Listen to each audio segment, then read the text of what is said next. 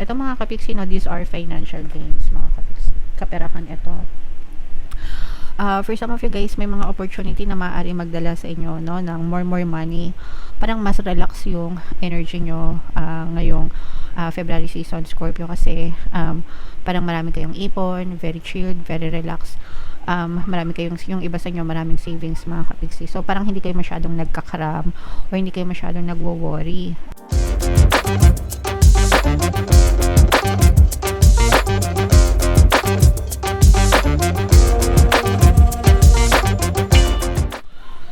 Hello guys, hello Scorpio, welcome back to Pinoy Pixie Tarot. Ang pamagat ng episode natin for tonight is monthly taroscope para ngayong February para sa Scorpio, Sun, Moon, Rising, Sign, and Venus. Sa dulo ng video guys, magkakaroon tayo ng yes or no pick a card reading. Ito yung deck na gagamitin natin guys. Pwede kayong magtanong ng isang tanong, answerable by yes or no, tapos titingnan natin yung sagot ng tarot sa inyo. Sa dulo ng video yan guys, kaya make sure na tapusin nyo yung video hanggang sa dulo. So unahin natin tong deck na to mga kapiksi. Tingnan natin yung mga mensahe sa inyo guys ngayong February. So meron tayong let go, meron tayong romance, and another message, reconsider, mga kapiksi. Ito guys, no, so unang-una, paalala, no, sa inyo na kung ano yung mga dapat nyong i-let go, mga kapiksi, i-let go nyo na para maka-move on na kayo, para hindi na kayo ma-trap sa past, mga kapiksi, kasi minsan nagiging bilanggo tayo, no, sa sarili nating buhay. Hindi natin na-experience yung kasaganaan or yung kasiyahan sa buhay kasi masyado tayong natatrap sa mga negative circumstances na nangyari sa past. So we have to release the past, release all the negative emotions, mga kapiksi, para hindi tayo nakakulong and matuto mag-move on sa buhay natin para magkaroon na tayo ng progress, mga kapiksi. Okay? And then with this romance energy guys, ito yung magandang indikasyon, no, na maaaring nagkakaroon ng maganda Feb-ibig ngayon guys, no? Although magkakaroon pa tayo ng separate reading para sa love life guys, at saka titingnan natin dito kung may lalabas na love energy para sa inyo, pero ibig sabihin nito maganda yung romantic department nyo guys ngayong buwan. So titingnan pa natin yan kung ano yung makikita natin, pero so far maganda naman yan, mga kapiksi.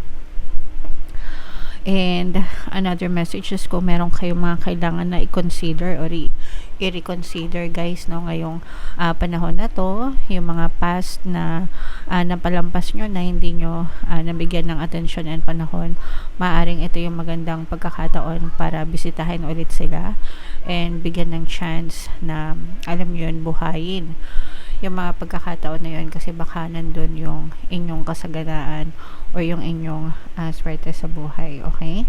So i-check nyo din, mga kapiksi, yung mga opportunities na napalampas nyo guys. Okay?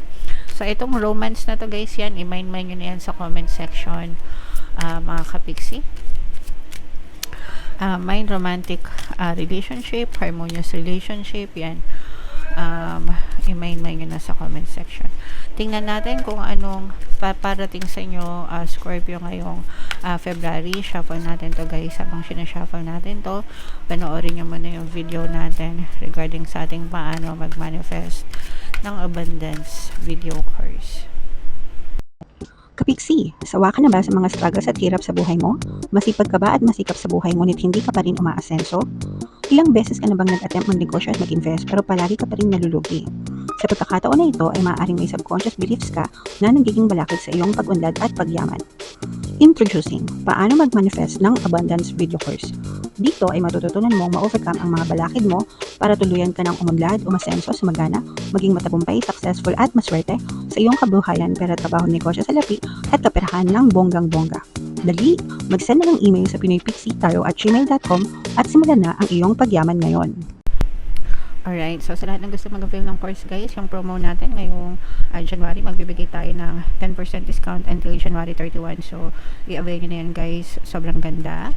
And meron din tayong another course, paano mawala ang third party at magkaroon ng harmonious na relationship para mawala yung mga sabit-sabit guys sa relasyon nyo, 10% discount din yan until January 31. Kaya i-avail nyo na mga kapiksi. So, ito yung napaka-positive na energy para sa inyo, Scorpio. Kayo ay represent ng Queen of Cups. Meron tayong presence dito ng air sign, Aquarius, Gemini, Libra, at saka earth signs, Capricorn, Taurus, Virgo. For some of you, maaaring may earth element kayo at saka air element sa inyong natal chart, or you may be dealing with other people na may ganyan signs sa kanilang natal chart. Ito mga kapiksi, no, these are financial gains, mga kapiksi. Kaperahan ito. For some of you guys, may mga opportunity na maaari magdala sa inyo, no, ng more money. Parang mas relax yung energy nyo ngayong February season, Scorpio, kasi parang marami kayong ipon, very chilled, very relaxed. Marami kayong, yung iba sa inyo, maraming savings, mga kapiksi. So, parang hindi kayo masyadong nagkakaram o hindi kayo masyadong nagwo-worry, guys, pagdating sa pera, kasi alam nyo na parang you have more than enough. And yung iba naman sa inyo, guys, maaaring meron pa kayong mga other opportunities pa na pwede nyong i-explore or madidiscover, mga kapiksi, no? Mga bagong kaalaman na pwedeng madiscover, ganyan.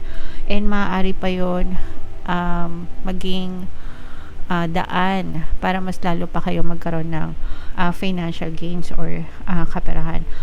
Sa mga nagbebenta ng mga lupa, guys, no, mga lupa, real estate, ganyan, parang mas marami yung magiging kliyente nyo, guys, ngayong February, o kaya naman mabibenta nyo yung mga lupa or properties na hirap kayo ibenta nung nakaraan. So parang mas maraming titingin ngayon, mas maraming potential na clients, guys. So i-push nyo lang yan. Maaari magkaroon ng pirmahan ng mga kontrata, mga kapiksi, hanggang sa talagang tuluyan ma-push yung mga sales nyo or mga benta nyo, guys. Comment down below if feeling mo naka-resonate kayo. For some of you guys, no,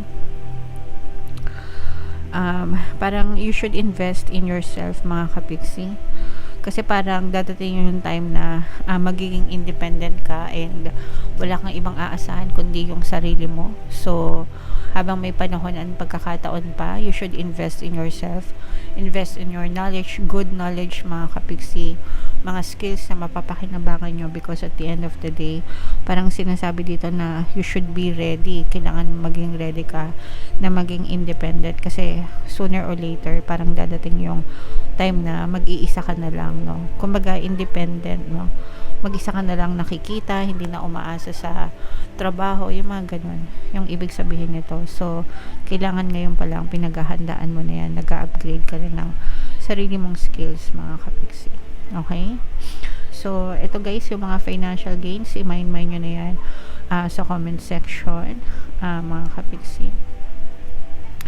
So yung iba naman sa inyo, guys, parang feeling ko susugal kayo, no? Kung ano yung natitirang salapi na meron kayo, let's say for example, meron lang kayong 5,000, parang yung 5,000 na yun, guys, isusugal nyo, either ipang ninegosyo nyo, or hindi naman yung sugal na sugal, guys, na gamble, no? Wag ganun. Hindi natin yan in-encourage dito sa channel natin, yung mga sugal-sugal. Pero kung gusto nyo magsugal, bahala kayo, matanda na kayo. Pero kaya nga sugal, diba? It's either you win or you lose, mga kapiksi. Pero yung sinasabi natin dito is yung pakikipagsapalaran, no? So let's say for example, meron kayong 5,000, ang gagawin nyo is parang itataya nyo yun para magnegosyo, i-invest nyo yung kapital para magnegosyo, and malayo yung mararating nyo dyan sa negosyo na yan, mga kapiksi. Mararamdaman nyo na maraming tao yung handang sumuporta sa inyo, guys. Pero kailangan maging observer din kayo, no? Kumbaga maging magaling din kayong observer, mga kapiksi, dun sa mga failures or mistakes ng iba. Dun kayo matututo, o kaya naman yung mga previous mistakes mo, kung kayo ay nagnegosyo na dati tapos hindi kayo nagtagumpay, this time around maaari kayong magtagumpay, pero magiging lesson learned yung mga previous na experience mo, guys. Okay, So, i-mind nyo na yan sa comment section, guys. Mind tagumpay, mind progress, mind negosyo, and itong mga financial gains. Mga kapiksi, yan yung mga nakikita natin na very positive para sa inyo, guys. Okay? So, dito na tayo sa ating yes or no pick a card reading, mga kapiksi. Huminga ng malalim, tapos itanong nyo sa isip nyo yung isang tanong na gusto nyong malaman for February, mga kapiksi. Habang sinashuffle ko to, guys, sa lahat ng gusto mag-join sa ating membership program, i-click nyo lang yung join button dito sa baba o kaya sa taas ng video. Kapag member na kayo, guys, magkakaroon kayo ng access sa mga exclusive videos natin regarding manifestation using the power of your subconscious mind and law of attraction, mga kapiksi. So, huminga ng malalim. Tapos, itanong nyo sa isip nyo yung tanong na gusto nyong malaman for February. And then, pili kayo ng isang card, guys. Ito yung card 1, card 2, card 3. Kung card 1 yung napili nyo, guys, ang sagot sa tanong nyo ay no. Kung card 2 naman, ang sagot sa tanong nyo ay no, mga kapiksi. And kung card 3 naman, ang sagot sa tanong nyo ay yes. Alright? So, comment down below, Scorpio, if feeling nyo nakaresonate kayo dyan. Yung mga pinapamind ko sa inyo, guys, i-mind nyo na sa comment section. For more tarot readings para sa Scorpio, ito yung playlist nyo. Ito naman yung ating success stories ng paano mag-manifest ng abundance video course. Click here to subscribe, guys. Ito yung ating mga Pampas Writer Subliminals. Thank you for liking, sharing, and subscribing, and see you again next time. I love you all. Have a nice day. Bye-bye.